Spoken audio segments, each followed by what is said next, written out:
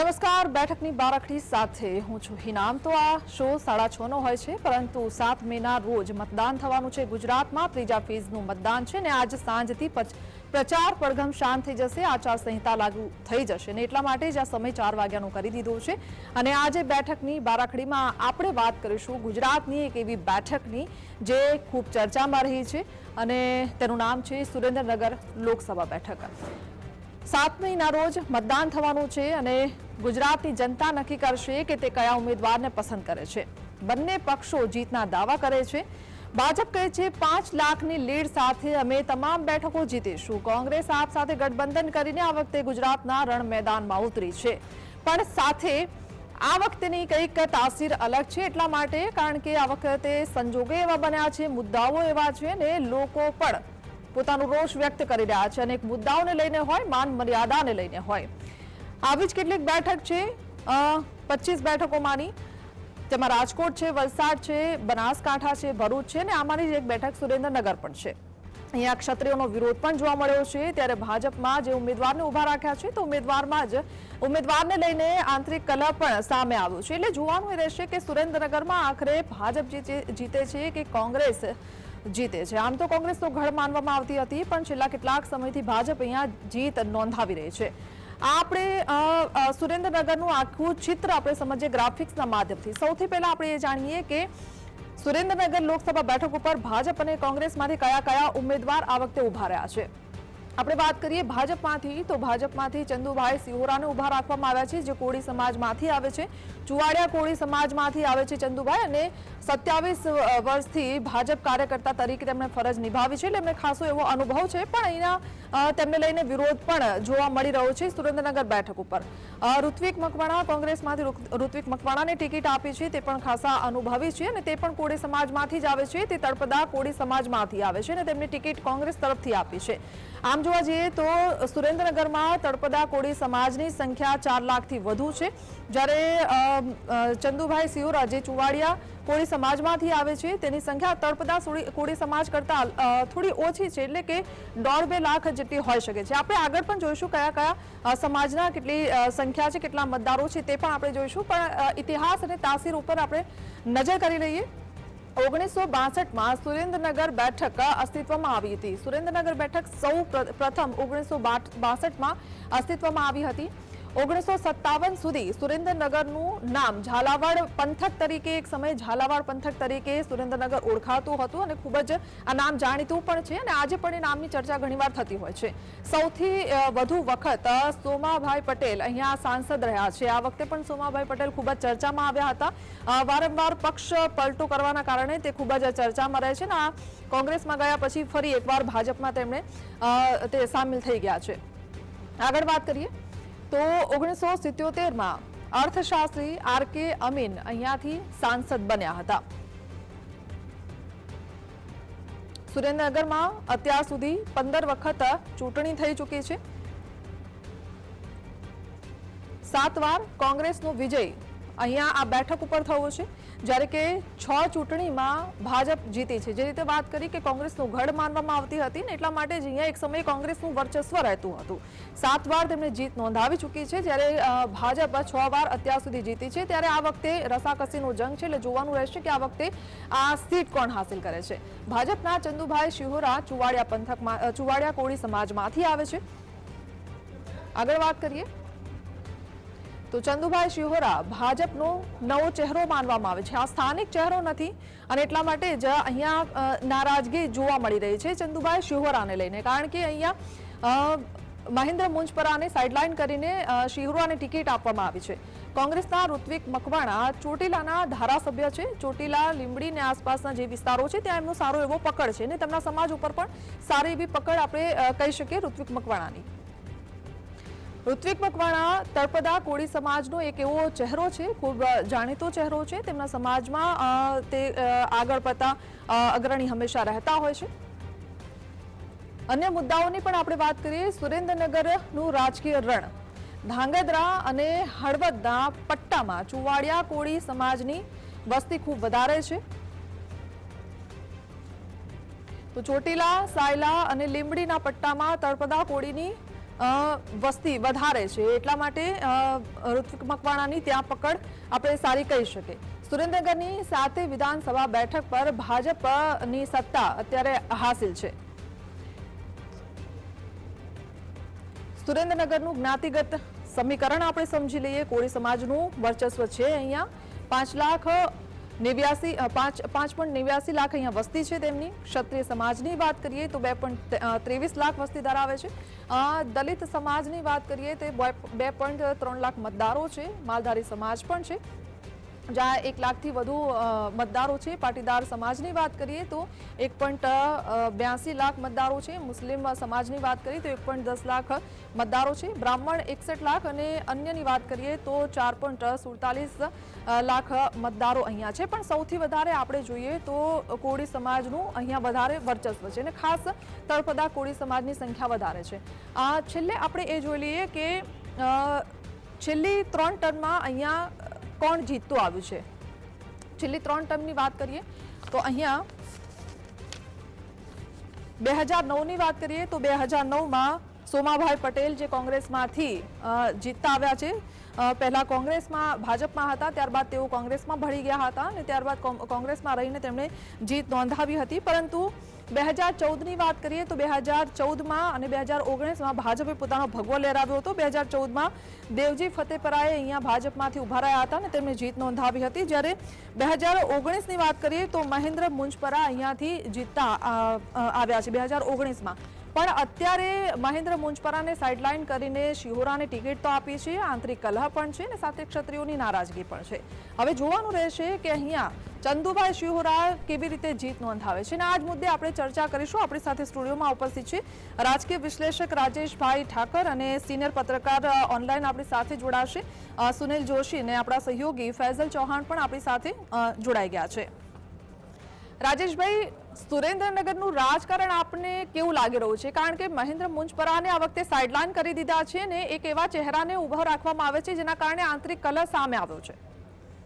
જે પણ hot seat છે કે જેને આપણે ચર્ચાઓ કરી રહ્યા છે કે ભારતીય જનતા પાર્ટી માટે મુશ્કેલી વધારનારી સીટો કઈ, તો એની અંદર સુરેન્દ્રનગર એક સીટની ચર્ચા આપણે એટલા જ માટે કરીએ છીએ કે સુરેન્દ્રનગર એક તો પક્ષપલટા માટે બહુ જાણીતું છે.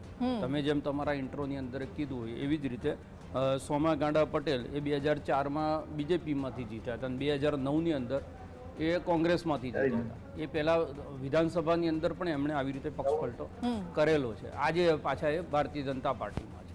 અને ડૉક્ટર મહેન્દ્ર મુંજપરાને ગઈ વખત ટિકિટ આપી હતી. એમની ટિકિટ કેમ કપાઈ અને બીજાને અપાઈ? કારણ કે મહેન્દ્ર મુંજપરા એક બહુ જ જમીનથી જોડાયેલો વ્યક્તિ હતો, અભ્યાસુ વ્યક્તિ હતા અને એની એક ઇમેજ હતી.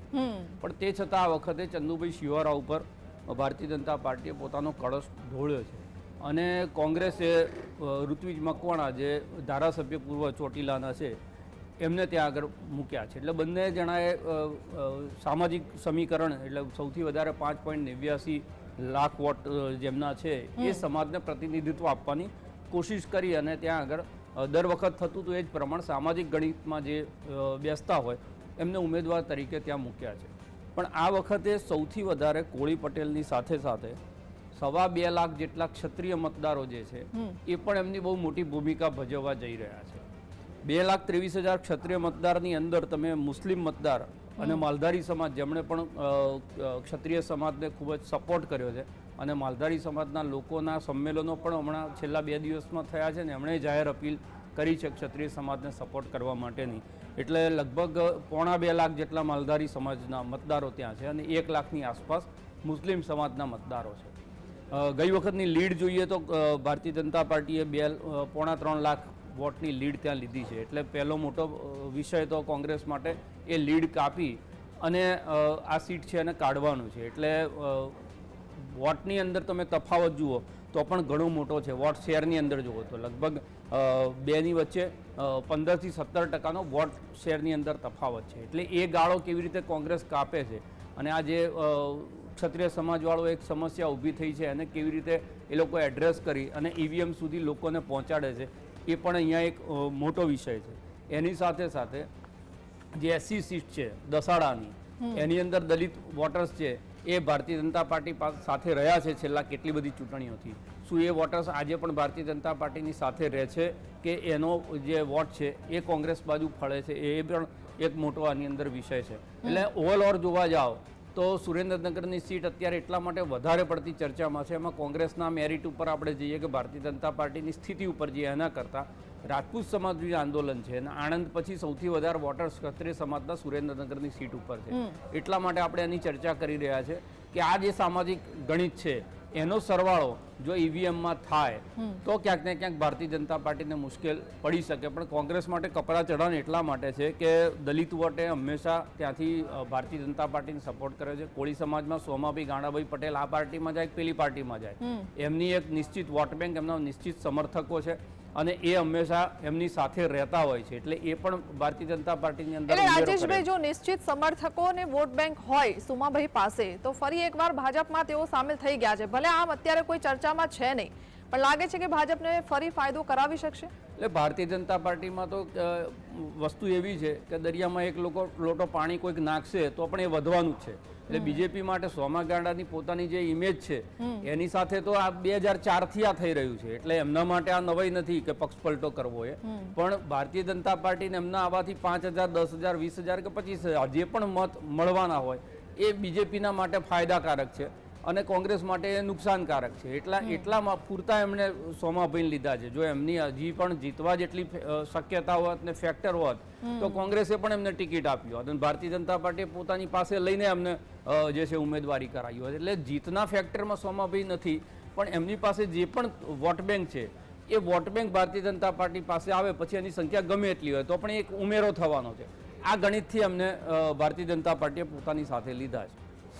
જી, સિનિયર પત્રકાર આપણી સાથે જોડાયેલા છે સુનિલભાઈ જોશી. સુનિલભાઈ, ક્ષત્રિયોની વાત થઈ, રાજકોટથી આ વિરોધ શરૂ થયો હતો ને ત્યાંથી વિરોધ શરૂ થયો ને આજે ગુજરાતના અનેક શહેરોમાં પહોંચ્યો છે. આ વિરોધની સાથે તેમનો જે રથ છે તે રથ પણ વિરોધ કરતા કરતા ફરી રહ્યો છે. શું લાગે છે કે સુરેન્દ્રનગરમાં ક્ષત્રિયોનો જે વિરોધ રૂપી રથ છે તે ભાજપના વિજય રથને રોકી શકશે? બિલકુલ. તમે મને જો 22મી જાન્યુઆરીએ સવાલ પૂછો, જે દિવસે રામ જન્મભૂમિનું મંદિરનું જે પ્રાણ પ્રતિષ્ઠા મહોત્સવ થયો તો એનો જવાબ જ એવો કે ભારતીય જનતા પાર્ટીને કોઈ તકલીફ નહીં પડે.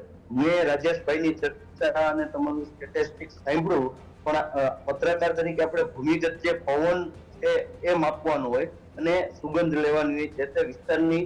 એમાં મને ગઈકાલે રાત્રે પણ સંમેલનો સુરેન્દ્રનગરમાં થયા છે અને ક્ષત્રિય સમાજ કરેલા સંમેલનમાં દાળ મિલ ખાતે હતું સંમેલન ને એમાં ઇતર સમાજો ભેળા છે, ન માત્ર માલધારી રબારી સમાજ છેલ્લા કેટલાક દિવસોથી થાય છે. અત્યાર સુધી જે કામ ભારતીય જનતા પાર્ટી કરતી છે કે કોઈ સમાજ છે એના 4 જણા જે લીડર હોય, નામ હોય, પ્રમુખ હોય, ઉપપ્રમુખ હોય, તેની હારે સમાજ જાય કે ન જાય. દાખલા જાય કે અમારો બ્રહ્મ સમાજ હોય તો બ્રહ્મ સમાજના 5 જણા જાય, પછી સમાજની વસ્તી 1.5 લાખની હોય, એમાં 1.5 લાખને કઈ ખ્યાલ ન હોય, આ લોકો એની રીતે લશ્કર લડાવતા હોય.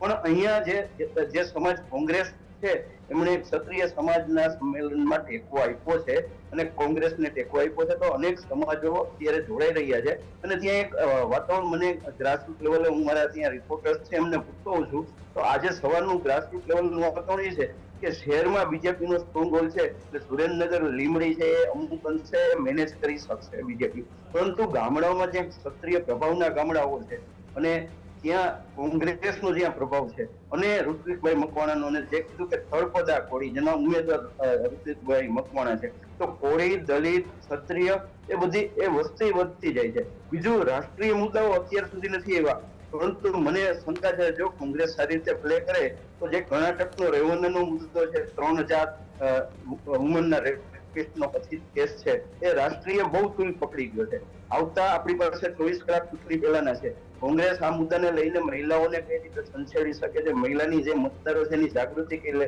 મહિલા રક્ષાની વાત ભારતીય જનતા પાર્ટી કરે છે. તો ભારતીય જનતા પાર્ટીને જે આપણે આગલા વખતના ગણિત કરીએ છીએ, ભારતીય જનતા પાર્ટી છે ને બોટલ એ રહી છે, એનું સેન્ટ બદલાઈ ગયું છે, એમાં સેન્ટ નથી રહ્યું. તો આ સંજોગોમાં ત્યાં કર્ણાટકમાં જે રીતે એ સાથી પક્ષ છે એના સપોર્ટમાં છે અને વડાપ્રધાને એમની સભા સંબોધી છે, તો રાષ્ટ્રીય પ્રવાહો પણ ભારતીય જનતા પાર્ટીની વિપરીત જાય છે અને સ્થાનિક પ્રવાહો પણ ભારતીય જનતા પાર્ટીની વિપરીત જાય છે.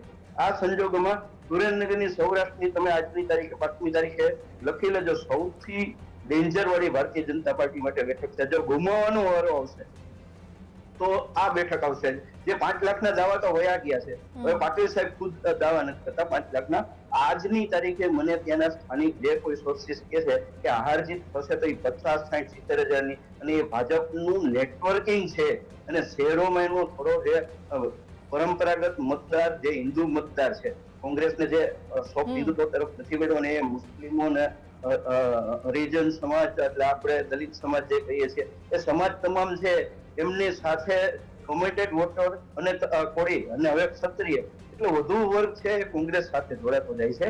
એની સામે આ મુદ્દા આવશે તો કેટલો કરશે એનાથી કોઈ પણ હાર જીત છે એ 50, 60, 70 હજાર વાળી વાત આવી ગઈ છે. કદાચ ભારતીય જનતા પાર્ટી જીતશે તો 50, 60, 70 હજાર વાળી વાત હશે, અને કોંગ્રેસ જીતશે તો પણ ખૂબ જ માર્જિન લાંબો નહીં હોય. પણ આ બેઠક સૌથી તમે લખી રાખજો, સૌરાષ્ટ્રની ડેન્જર બેઠક છે. આના પછી જામનગર લગભગ તમારી યાદીમાં નહોતું. જામનગર આખું આંદોલન, અમારું રાજકોટનું જે આંદોલન છે એ જામનગર હેડક્વાર્ટર છે, અને જામનગરની બેઠક પણ આ જ રીતે રસાકસી વાળી થઈ ગઈ છે. અને સુરેન્દ્રનગરમાં હજી પેલો જે કોળીનો પ્રશ્ન છે, કનુભાઈ દેસાઈ વાળો, જી જી, એટલે કોળિયા કૂટાય અને કોળિયા તૂટાય, એનું ડેમેજ મેનેજમેન્ટ થયું છે કે નહીં આજની તારીખે? અત્યારે છેલ્લું શું નિવેદન આવ્યું સ્ટુડિયોમાં આવ્યું કે પેલાનું મારા ધ્યાનમાં નથી આવ્યું, પણ એ પ્રશ્ન જો ફૂલ પકડી ગયો તો એ છે બધું જ કોંગ્રેસની ફેવરમાં જશે.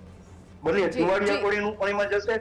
કોળીમાં આપણે જેવું નથી કે 2 કાસ્ટનો 2 ઇન્ટરકાસ્ટ પડી જાય, જયારે એને આવો કોઈ પ્રશ્ન આવે છે, સમાજનો પ્રશ્ન આવે છે તો સાથે થઈ જાય છે. તો એ 5-6 લાખ મત તો એ થાય, એમાંથી 60%, 70% મતદાન થાય તો આખો મામલો છે બગડી જાય એમ છે. ભારતીય જનતા પાર્ટીને સૌથી વધારે એડ્રેસ કરવી પડે તો આ બેઠક કરવી પડે એમ છે. અને સુનિલભાઈ, કદાચ એટલા માટે જ વડાપ્રધાન નરેન્દ્ર મોદીને પણ અહીંયા સભા ગજાવવા માટે આવવું પડે છે, ડેમેજ કંટ્રોલ કરવા માટે આવવું પડે છે. ભલે શિહોરા 5 લાખની લીડની વાત કરતા હોય કે જંગી બહુમતીથી જીતીશું, પરંતુ તમે કીધું એમ કે સૌરાષ્ટ્રની આ એક મહત્વપૂર્ણ બેઠક છે ને, અહીંયા જીત મેળવવી ભાજપ માટે આ વખતે થોડી કદાચ વધારે અઘરી સાબિત થઈ રહી છે. સાથે જ મતદારોની પણ આપણે વાત કરી લઈએ. ઉમેદવારોની વાત સાથે મારે એક વાત કરવી છે, મને અહીંયા એક વાત કરવી છે, પ્લીઝ મને તમારી વાતને પૂર્તિ કરી દો. સામાન્ય રીતે વડાપ્રધાન આવે છે પછી પવન પલટાઈ જાય છે.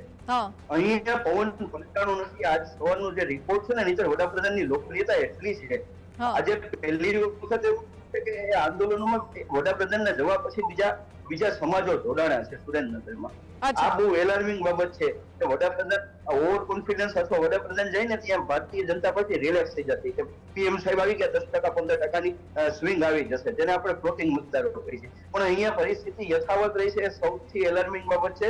ભારતીય જનતા પાર્ટીના મિત્રો જો પણ આપણો કાર્યક્રમ સાંભળતા હોય તો એ જમીની હકીકત જોઈ લઈએ અને એમને જે કઈ વસ્તુ છે એમાંથી એમનો અર્થ કાઢી લઈએ. એટલે સુધી આપણે જીએસટીવી ના માધ્યમથી આજે કહીએ છીએ, આપણે આ રિઝલ્ટ પછી આ વસ્તુઓને પાછી સરખાવીશું. ચોક્કસ બતાવીશું આપણે. ફૈઝલ આપણી સાથે જોડાયેલા છે. ફૈઝલ, ખાસ સુરેન્દ્રનગરમાં ખેડૂતોનો પ્રશ્ન મુખ્ય રહ્યો છે. એ પાક વીમાનો હોય કે પછી જમીન માપણીનો હોય કે અનેક પ્રશ્નોને લઈને મતદારોના મનમાં ખાસ કયા પ્રશ્નો ચાલી રહ્યા છે જેને લઈને વોટિંગમાં અસર થશે? ખાસ કરીને સુરેન્દ્રનગર જિલ્લામાં એક તરફ સરકાર એવા દાવા જે તે સમયે કરતી હતી કે નર્મદાનું સૌથી વધુ પાણી સુરેન્દ્રનગર જિલ્લાને મળે છે, પરંતુ હાલની પરિસ્થિતિની જો વાત કરવામાં આવે તો સુરેન્દ્રનગરના જે 52 ગામો છે, જેમાં મૂળી, વઢવાણ તેમજ અન્ય ધાંગધ્રા તાલુકામાં 52 ગામો છે, તેમાં હાલમાં ટેન્કર મારફતે પાણી તંત્ર પહોંચાડી રહ્યું છે. તે એક સૌથી મોટી સમસ્યા છે. બીજો પ્રશ્ન એ છે કે જમીન માપણીની તંત્રના કુલ 50,000 થી વધુ અરજીઓ 2018ના વર્ષથી મળતી આવી છે, છતાં આજ સુધી તેનો નિવેડો નથી આવ્યો. એટલે ખેડૂતો પણ એક તરફ નિરાશા વ્યક્ત કરી રહ્યા છે, બીજી તરફ ઇન્ડિયા ગઠબંધન હોવાના કારણે મૂડી તેમજ અન્ય જે ખેડૂત લક્ષી પ્રદેશો છે ત્યાં કોંગ્રેસની પકડ વધુ મજબૂત જોવા મળી રહી છે. ખાસ કરીને ધડકતા કોળી સમાજ હોય કે ઠાકોર સમાજ હોય કે અન્ય સમાજ હોય, તે હાલની પરિસ્થિતિ મુજબ જે નેતાઓ વિવાદિત નિવેદન કરી રહ્યા છે, જેનાથી જે નારાજગી ચાલી રહી છે, જેને લઈને ચોક્કસ ઇન્ડિયા ગઠબંધનના જે ઉમેદવાર છે ઋત્વિક મકવાણા, તેને ચોખ્ખો ફાયદો થવાનો છે. બીજી તરફ ચંદુભાઈ શિયોરા જે ભાજપના ઉમેદવાર છે, ભાજપનું પહેલાથી સંગઠન જયારે ચૂંટણી જાહેર થઈ ત્યારે અહીંયા સૌથી મજબૂત ગણાતું હતું, પરંતુ ત્યારબાદ પરસોત્તમ રૂપાલાએ જે વિવાદિત ટિપ્પણી કરી જેને લઈને ક્ષત્રિય સમાજ નારાજ થયો, એટલે વાતાવરણ થોડું ગંભીર બન્યું. ત્યારબાદ ધનુ દેસાઈએ જે ટિપ્પણી કરી ત્યારબાદ વધુ અનેક નેતાઓએ ટિપ્પણીઓ કરી એટલે વાતાવરણ કોંગ્રેસ માટે સતત સુધરતું ગયું. હાલની પરિસ્થિતિ મુજબ જે માર્જિન હાર જીતનો રહેશે તે 50,000 થી 80,000 મત જેટલો રહેશે તેવું હાલમાં સ્થાનિક લોકોનું પણ માનવું છે. જી રાજેશભાઈ, કનુભાઈએ પણ કોળી સમાજ ઉપર નિવેદન કર્યું, જેના કારણે કોળી સમાજ નારાજ થયો. ક્ષત્રિય સમાજ પહેલેથી નારાજ છે. કોળી સમાજની બીજી એક માંગ એ પણ હતી કે તેમના તળપદા સમાજમાંથી ભાજપ એટલે ભાજપ તળપદા સમાજમાંથી કોઈને ટિકિટ આપે. જોકે ભાજપે સુરેન્દ્રનગર બેઠક ઉપર ચુવાડિયા કોળી સમાજને ટિકિટ આપી છે. તો શું લાગે છે કે ભાજપને હવે તળપદા કોળી સમાજનો સામનો કરવો પડશે? કારણ કે સંખ્યાની રીતે જોઈએ તો તળપદા કોળી સમાજની સંખ્યા 4 લાખ છે, જ્યારે ચુવાડિયા કોળી સમાજની સંખ્યા એનાથી ઓછી એટલે કે 1.5-2 લાખ છે. કે ભારતીય જનતા પાર્ટી જ્યાં જ્યાં ડેમેજ કરવા ગઈ છે, કાં તો જ્યાં રાજકીય ગણિતો મૂકવા ગઈ છે, ત્યાં બધે ઉલટા પડતા જાય છે. એક ક્ષત્રિય સમાજના નિવેદનથી તમે લઈ અને ઉમેદવારોના ચયન સુધી, અને ઉમેદવારના ચયન પછી જે મુશ્કેલીઓ સંગઠનમાં ઊભી થઈ એને ડેમેજ કંટ્રોલ કરવા ગયા, એમાંથી વધારે પડતું એક બીજું ડેમેજ થયું હોય. લેઉવા પટેલોની પત્રિકાની એક વિવાદ ચાલી રહ્યો છે, એની વચ્ચે કનુ દેસાઈનું આ નિવેદન સમાજને લઈને, અને એ બધાના કારણે આખું એક સોશિયલ એન્જિનિયરિંગ જે કાયમ ભારતીય જનતા પાર્ટી કરતી હતી એ ક્યાંક વેર વિખેર થયું છે. બીજી વસ્તુ જે સુનિલભાઈએ કીધી એ બહુ જ મહત્વપૂર્ણ એટલા માટે છે કે ભારતીય જનતા પાર્ટી કોન્ફિડન્સમાં એવી હોય છે કે જ્યાં પણ કચાશ હશે, ઉમેદવાર ગમે તે હશે, નરેન્દ્રભાઈ આવશે એટલે ચિત્ર સુધરી જશે. પણ માત્ર સુરેન્દ્રનગરમાં નહીં, ઓલ ઓવર જેટલી જગ્યાએ એમની સભાઓ થઈ એ થયા પછી કોઈ બહુ મોટો ઉલટફેર થઈ ગયો હોય ત્યાંની સ્થિતિની અંદર કે ત્યાંના સંગઠનની અંદર કે જે લોકોનો અસંતોષ છે એની અંદર, એવું દેખાતું નથી. એનું મૂળ કારણ એ છે કે ગુજરાતની આ પહેલી એવી ચૂંટણી છે 2004 પછીની કે જેની અંદર કોઈ પણ રાષ્ટ્રીય મુદ્દાઓ જે છે એ ચર્ચવાની કોશિશ કરી છે પણ ક્લિક થયા નથી. બીજી વસ્તુ એ છે કોન્સ્ટિટ્યુઅન્સી વાઇઝ કેટલાક લોકલ મુદ્દા ઊભા થઈ ગયા છે. જેમ સૌરાષ્ટ્ર છે તો પુરુષોત્તમ રૂપાલા જ મુદ્દો બની ગયા ને એના કારણે બીજા બધા મુદ્દા ત્યાં આગળ ગૌણ થઈ ગયા. આજે સુરેન્દ્રનગર છે, સુરેન્દ્રનગરમાં પણ આ જાતિગત સમીકરણ જે છે એક મુદ્દો થયો, એમાં ક્ષત્રિય સમાજનું ફેક્ટર ઉમેરાયું, એમાં કનુ દેસાઈનું પાછું એક સ્ટેટમેન્ટ આવ્યું. તમે ઉત્તર ગુજરાત જો તો ઉત્તર ગુજરાતમાં જે રીતે સોશિયલ એન્જિનિયરિંગ કોંગ્રેસે કર્યું અને એની ઓરિજિનલ વોટ બેંક જે ઠાકોર, એના તરફ એ લોકો પાછા વળ્યા અને 3 ઠાકોર ઉમેદવારને ત્યાં આગળ એમણે આપ્યું. આ બધી વસ્તુ જોતા મને એવું લાગે છે કે પુરુષોત્તમ રૂપાલાના નિવેદન પછી પરોક્ષ રીતે કોઈએ કર્યું હશે કે નહીં કર્યું હોય, પણ પરોક્ષ રીતે ખામ થિયરી જે માધવસિંહ સોલંકીની હતી એ વોટિંગ પેટર્નની અંદર પાછી ફરી રહી છે. ક્ષત્રિય, હરિજન, મુસ્લિમ અને આદિવાસી આ જે કોંગ્રેસની ઓરિજિનલ વોટ બેંક હતી એ ક્યાંક ને ક્યાંક હવે એકત્રિત થઈ રહી છે. અને એમાં તમે છેલ્લું સંમેલન જે ધર્મરથ પૂરો થતો ત્યારનું શંકરસિંહ વાઘેલાનું સાંભળો, તો એની અંદર આ એક ઇશારો કરવામાં આવ્યો છે કે તમારી જે રાજનૈતિક પ્રભુત્વ હતું એને પાછું લેવું હશે તો તમારે આટલા લોકોએ ફરી સંગઠિત થવું પડશે. એટલે ક્યાંક ને ક્યાંક તમે જુઓ તો જમીની સ્તરે આ જે જાતિગત સમીકરણ છે એ કોંગ્રેસ તરફ જઈ રહ્યું છે. એટલા માટે આપણે જે ચર્ચા કરીએ છીએ, પણ હું સીટ નીકળી જશે એ શબ્દ એટલા માટે હજી કોન્ફિડન્સથી નથી વાપરતો, કારણ કે વોટિંગ જે શેર છે એનો બહુ મોટો ડિફરન્સ છે, 58.63 અને 32.88. આ મોટો ગાળો જો કોંગ્રેસ કાપી શકે તો ત્યાંથી એક આશ્ચર્યજનક પરિણામ મળે. પણ એ વાત ચોક્કસ છે કે જેના તરફ આ મતદાન જશે એ છેલ્લા રાઉન્ડ સુધી એની રસાકસી રહેશે એવી આ સુરેન્દ્રનગર સીટ છે. એટલે સિક્કો ઉછાળી એટલે ચીટ આવશે કે પટ એ નક્કી હોતું નથી. એવી જ રીતે સુરેન્દ્રનગર બેઠકનું પણ આપણે માની શકીએ કે અહીંયા ભાજપ આવશે કે કોંગ્રેસ, એ હજુ અત્યારે કહેવું થોડું અઘરું છે. ભલે વિરોધ અંદર ખાને પણ જોવા મળી રહ્યો છે ભાજપમાં, અને ક્ષત્રિયોનો પણ વિરોધ છે, હવે કોળી સમાજ પણ પોતાનો વિરોધ દર્શાવી રહ્યો છે. ખેર, એટલે સુરેન્દ્રનગરમાં કોણ આવશે જોવું રહેશે. રાજેશભાઈ, સુનિલભાઈ અને ફૈઝલ અમારી સાથે આ ચર્ચામાં જોડાવા બદલ આપનો આભાર. તો બેઠકની બારખડીમાં રજા આપશું. નમસ્કાર.